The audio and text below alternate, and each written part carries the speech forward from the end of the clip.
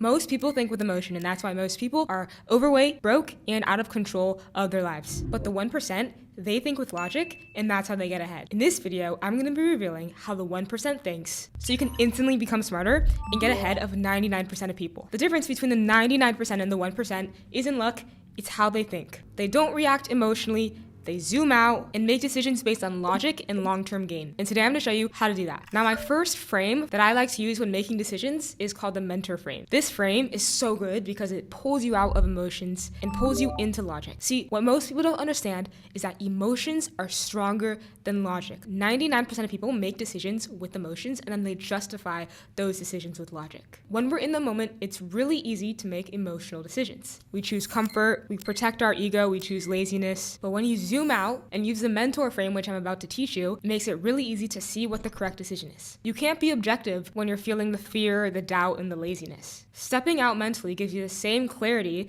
that you'd have if a friend was coming to you with the same exact problem that you have. Have you ever thought like it's really easy to solve your friend's problems, but when it comes to your own, you get really overwhelmed and you make the wrong decision? That's because your emotions are taking over. So when you're making decisions, use your mentors as reference points. For example, some of my mentors include Alex and Layla Hormozy, Brian Johnson. Whenever I'm in situations where I don't know what decision to make or I need to make a decision, I ask myself, what decision would my mentor tell me to make? And it's gonna be easier to do this when you consume more content from your mentors so you know how they think. And if you still don't know what decision that they would make, then literally go into ChatGPT, explain your situation, and ask what decision would whoever your mentor is make. For example, let's say I came up with this video idea and I thought, it would perform well, but maybe I'm just dealing with this internal cringe and I'm scared of what people would think. I asked, what would Layla or Alex from Rosie say? And they'd say, post it anyways. And so now I know, okay, I should actually post it. Versus if I'm just making a decision based on what I think, my brain is telling me things like, oh, other people are gonna think this and this and this. That's your emotions talking, not your logic. So when you're using the mentor frame, you could see what decision your mentor would actually make. Now, the second part to this is separating your feelings from fact. Earlier in the video, I talked a little bit about how emotions are stronger than logic. That's one of the biggest keys you need to understand if you want to think like the 1%. They're extremely good at making decisions based on logic, but I want to break it down even more to really show you how emotions can be controlling your life. When your emotions are high, your perception gets distorted. Your brain's amygdala takes control, flooding you with chemicals that make fear, shame, and frustration feel like they're facts. And so I want to show you guys a fix that's really simple, but it's extremely powerful. And it's literally just to write it down.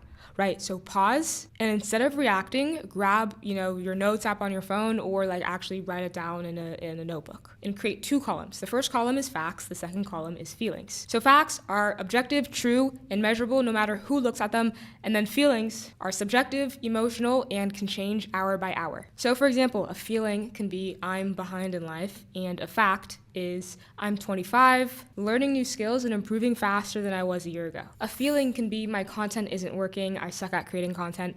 A fact can be I've posted for 30 days, I've gained 20 followers. A feeling is they don't like me, and a fact is they haven't replied to my text yet, right? So literally writing down for different situations, your facts and your feelings is really important because you could literally see, like looking at something, what's actually true and what stories you're making up in your head. Writing is so good because it's forcing your brain to switch from emotional to logical processing. So now we understand that emotions can make these feelings feel like they're facts when in reality they're just these temporary feelings. And that's a really important key to understand too. Feelings are temporary. Have you ever felt sad? Well, 2 years later, are you still sad? I mean, you still might be sad about something, but it's a completely different thing, right? So emotions can last for maybe a couple minutes to a couple hours to a couple days. I actually have a tattoo that says, you can't see it, but it says nothing ever remains the same because nothing ever remains the same. You might be going through something now, but it's gonna get better. You have a 100% success rate for surviving all the shit that you've been through in your life. So just know that emotions are temporary. Now, the next thing that the 1% do is they create logical rules for when they get in these high emotion states. You can't rely on logic when you're emotional because like we talked about before, the prefrontal cortex of your brain is shutting down, so logic isn't available. When your body floods with emotion, whether that's like anger or sadness or anxiety, your brain is literally rerouting blood flow